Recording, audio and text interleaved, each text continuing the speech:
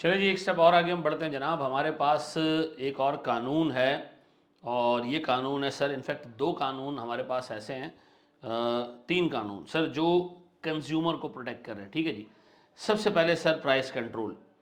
देखिए सर, बहुत सारी हमारे जो मुल्क में यूज़ होने वाली चीज़ें ऐसी हैं जो हमारे पास एक्सट्रीम नेसेसिटीज़ में आती है या लाइफ सेविंग ऑब्जेक्ट्स में आती हैं। ठीक है। जैसे मिसाल के तौर पर हमारे पास सर पानी है। ठीक है जी। जैसे हमारे पास इलेक्ट्रिसिटी है, गैस है, सीवेज है। ये वो चीज़ें सर जो एक्सट्रीम नेसेसिटीज़ हैं। ठीक है जी। तो जो ऑर्गेनाइजेशन ये प्रोवाइड करती है ना, पाकिस्तान जैसी इवन कंट्रीज़ में भी सर्टन बॉडीज़ फॉर्म हुई हुई हैं, जो रेगुलेटरी बॉडीज़ हैं, जो मॉनिटर करती हैं इनकी एक्टिविटीज़ को और इनकी प्राइस सेटिंग पॉलिसीज़ को। यानी मिसाल के तौर पर हमें एक एक कंपनी नज़र आती है जो एसएसजीसी है। एसएसजीसी सुई सदर्न गैस कंपनी। ठीक है जी। ये गैस प्रोवाइड करती है लोगों को। ठीक है जी। इंडस्ट्रीज़ को भी प्रोवाइड करती है और जो कंज्यूमर है उसको भी प्रोवाइड करती है। सर एसएसजीसी को के पूरे जो है वो सेटअप को गवर्न करता है ओगरा। ठीक है जी। ओगरा क्या करता है? ओगरा एसएसजीसी को कहता है, भैया आपकी जो कॉस्ट है, जो आपने इलेक्ट्रिसिटी देने में लगाई है, वो कॉस्ट आप रखेंगे अपने सामने। मैं उस पर आपको 17% का रिटर्न प्रोवाइड करूंगा गवर्नमेंट की तरफ से। आप टेंशन ना लें, आप खर्चा करें, आप उस पर 17% का रिटर्न लें और आप सुकून से रहें। और जिस रेट पे हम आपको बिजली बता रहे हैं, सॉरी गैस बता रहे हैं, उसी रेट पे आप उस गैस को बेचोगे। 1 रुपया आप उससे आगे नहीं बेचोगे। तो अगर कंट्रोल करती है सर किसको? ऐसी ऐसी मतलब oil and gas regulatory authority. Sir ये कंट्रोल करती है सारी जो है वो ऑयल एंड गैस कंपनीज को, उनके प्राइस बढ़ाने को, सबको ये कंट्रोल करती है।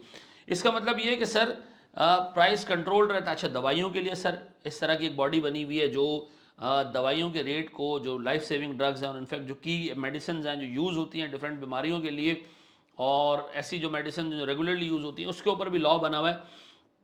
उसकी मैक्सिमम प्राइस भी जो है वो हमारा एक मेडिकल बोर्ड डिसाइड करता है, उससे ज़्यादा पे आप उसको नहीं बेच सकते। तो याद रखिएगा सर, ये वो लॉज हैं जो प्रोटेक्ट कर रहे हैं किसको? कंज्यूमर को। फिर कंज्यूमर का एक जनरल प्रोटेक्शन एक्ट भी है जो कंज्यूमर को प्रोटेक्ट करता है। सर अगर उसको कोई फॉल्टी गुड्स मिली हैं, ख़राब गुड्स बेची हैं, तो वो कोर्ट जाके आपको लटका सकता है। ठीक है जी। These laws include corporate law and sale of goods law. ये दो जनरल बातें हैं। कॉर्पोरेट लॉ का मतलब है सर ये कंपनी में भी अप्लाई होता है, और सेल ऑफ गुड्स लॉ का मतलब है जनरल सब पे अप्लाई होता है। ठीक है जी। इस लाइन का लिखने का पता नहीं क्या मकसद था स्ट्रेट टेक्स्ट में। सर हमारे पास 12वां लॉ है, सेल्स ऑफ गुड्स एक्ट। अच्छा, इसमें ना ये चीज़ याद रखें, इसमें कुछ अजम्पशंस डिफाइन हुई हुई हैं। अजम्पशंस क्या है? मिसाल के तौर पर मिसाल के तौर पर सर मैं आपसे गुड्स खरीद रहा हूँ, या ठीक है मैं आपको गुड्स बेच रहा हूँ। मैंने कहा भाई ज़बरदस्त किस्म का लॉजिटेक का माउस है, ये मैं आपको बेच रहा हूँ। ठीक है जी, आप मुझसे ख़रीद लें। ज़बरदस्त माउस है सर, चलती हुई कंडीशन में। आपने ख़रीद लिया, आप घर जाके आपने इसका ढक्कन खोला, लॉजिटेक नहीं है तो पता नहीं किसी खोजी टेक का माउस निकला, कोई लोकल माउस निकला। आपने कहा यार ये तो मुझे धोखा दे दिया इसने। ठीक है जी। फिर आपके घर पे छापा पड़ गया, आपके घर पे पुलिस वालों ने छापा मारा, हो भाई ये माउस तो चोरी का है। आपने कैसे खरीदा ये? आपको कोर्ट लेके जाया जा रहा है। आपने कहा यार मुझे क्या पता चोरी का माउस है, मैंने तो खरीद लिया भाई, मुझे तो सामने वाले बंदे ने, अहमद रजा ने कहा मेरा है, तो मैंने खरीद लिया। अहमद रजा ने कहा ये लॉजिटेक के अंदर सामान निकाला तो कुछ और निकल रहा है। फिर जब चलाने की कोशिश की तो ख़राब भी निकला। अब मुझे एक बात बताएं, आप सर पकड़ के बैठे हुए, क्या आप मुझे कोर्ट में घसीट सकते हो? हैं? हाँ, क्योंकि जब मैं आपको गुड्स बेच रहा था ना, तो आप ये अज्यूम करके चल रहे थे कि गुड्स का टाइटल यानी मालिक अहमद रजा है। ये याद रखना, ये बायर अज्यूम करके चलता है, क्योंकि सेल्स ऑफ गुड्स लॉ उसको कहता है कि तुम अज्यूम कर सकते हो कि जिससे तुम गुड्स खरीद रहे हो वो मालिक है।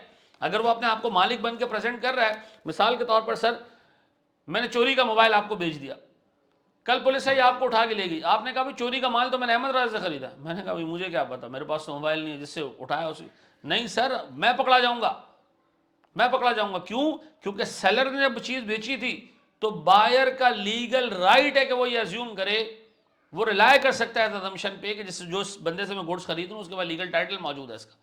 ठीक है जी। अगर वो झूठ बोल रहा है तो मैं फंसूंगा सर, मतलब मैं अगर झूठ बोल रहा हूं मैं फंसूंगा, मैं कंज्यूमर पे नहीं डाल सकता ही। डन। अच्छा जी। फिर number 2 sir, description of goods. Sir मैंने कहा जनाब ये गुड्स जो है वो लॉजिटेक का है, अंदर से आपने सर खोला तो अंदर से कोई टोपी टेक निकला। ठीक है जी। क्या हो गया भाई इसको?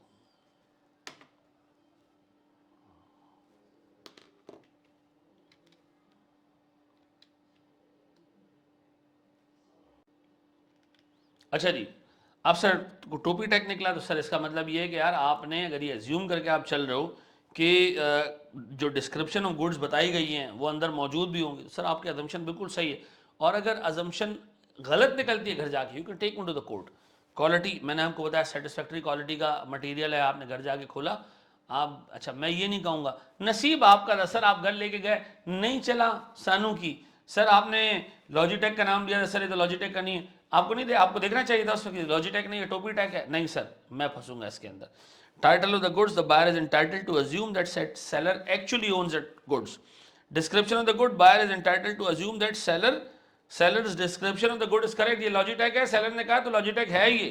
फिर सर जो बायर ने नॉर्मल कोर्स ऑफ बिजनेस में बताया कि all the goods supplied in the course of business must be of satisfactory quality. अगर मैं कह रहा हूँ अच्छी चीज़ है तो अच्छी चीज़ है। Sir example, if washing machine is not working the seller must refund to the customer. वो ये नहीं कह सकता सर आप घर गए नहीं निकला, सर अच्छी वॉशिंग मशीन नहीं निकली, अगर दादा आपका नसीब नहीं हो, नहीं भाई क्या हो गया, ठीक है जी, आप पकड़े जाओगे इसके अंदर, कंज्यूमर का मसला नहीं है इसके अंदर, ठीक है जी। चलें सर एक स्टेप और आगे बढ़ते हैं हम सर।